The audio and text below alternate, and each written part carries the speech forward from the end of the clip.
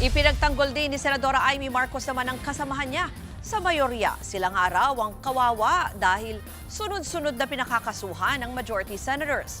At live mula sa Bandaluyong, may Express Report, sa Senado ito, si Camille Samonte. Camille?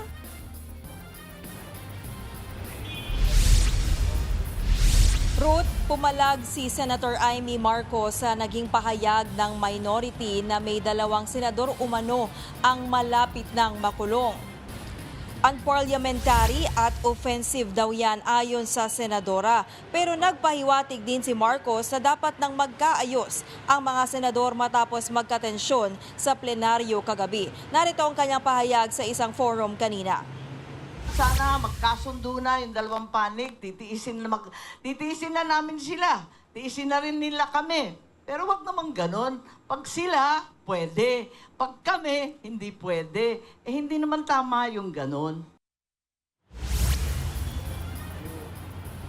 Dagdag ni Marcos, dati na rin namang nagmosyon ang menorya na amendahan ang mga patakaran ng Senado ukol sa online voting.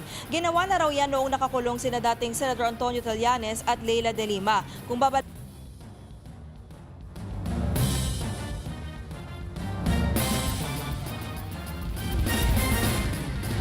Yan po ang ulat ni Camille Samonte. Mga kapatid, Ruth Cabalco, para sa mabilis na pasada ng mga balitang dapat niyong malaman, mag-follow at mag-subscribe sa social media pages ng News 5.